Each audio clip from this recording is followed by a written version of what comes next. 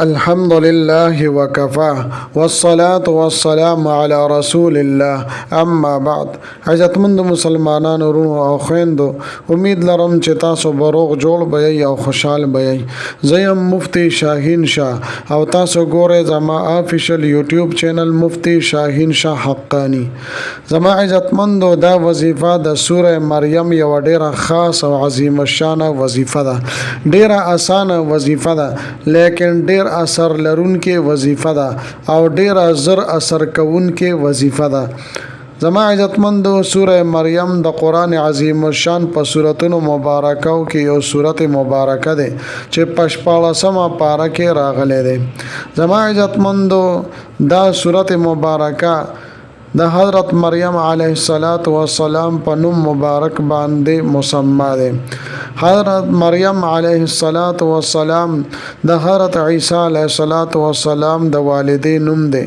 زما عزتمندو، که د زنانو صدا سي مشکلات او پریشانې وي چې هغه حل کیږي نه او نه مقاصد پوره کیږي نه حاجات پوره کیږي، نو داسې زنانو د پرده وظیفه ډیره زیاته به حدا فائدہ ورکوونکې وظیفه ده. خو زما عزتمندو، دا وظیفه صرف د زنانو پورې خاص نه ده بلکې نارینه هم دا وظیفه د خپل محبت لپاره کولی شي.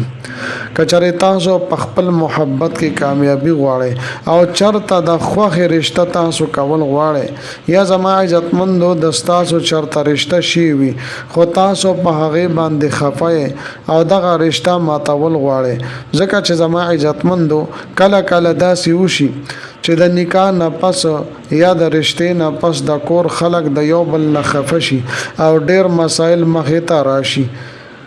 یو جنې د حالک نه د خوښ یا یو حالک ته یو جنې نه د خوښه، نو کچره تاسو دا رشتہ ختمول غواړئ، تاسو غواړئ چې دا رشتہ د ختم شي او ماته د دنه یا د دین نجات ملو شي، نو دا غي د پر زما عزتمندو دا وظیفه تاسو ضرور وکړئ.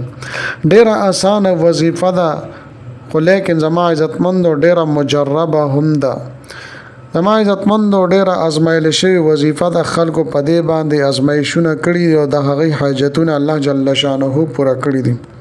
اوس زما عزتمندو راځم وظیفه طرف ته. مکمل ترتیب او طریقې کار ز تاسو ته د دې وظیفه بیانوم. زما عزتمندو، د دې وظیفه د پاره او د شردام دا لازمی دی، دا شرط ته د دې د پاره ځکه چې تاسو به قرآن شریف راخلی او پاغي کې به د سوره مریم تلاوت کوئ. نو ټول مخ کې اول تاسو صحیح طریقې سره به او د شردام کوي.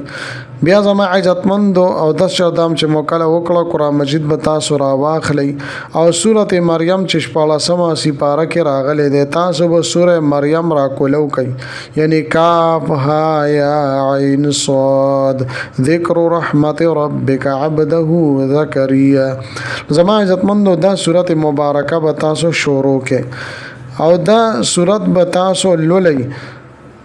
آیات 96 چې تاسو کله ورور رسیدئ، ان الذين امنوا وعملوا الصالحات سيجعل لهم الرحمن ودا. کله چې تاسو 96 نمبر دی آیات ته ورور رسیدئ، نو بیا په دغه ځای کې تاسو سٹاپ شئ او بدرېږئ. د الله جل شانه یو صفتی نوم دی، یا ودود یا ودود یا ودود.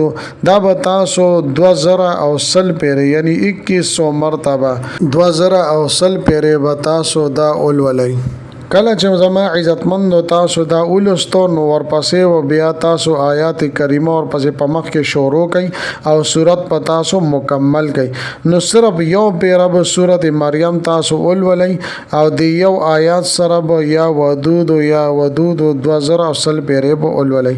کله چې زما عزتمندو سورت مبارکه مکمل کو، نو بیا به قرآن مجید کې د پابسي او 2 رکعات نفل وو کوي. نفل نه پس به 11 پیره درود شریف ولولئ. بیا به د دعا د پر لاس پورته کې د الله جل شانه نه به انتهایی توجه سره عاجزه سره چې تاسو څنګه زړه غواړي هغه شانتي به دعا وغواړئ. بیا به اخره کې 11 پیره درود شریف ولولئ.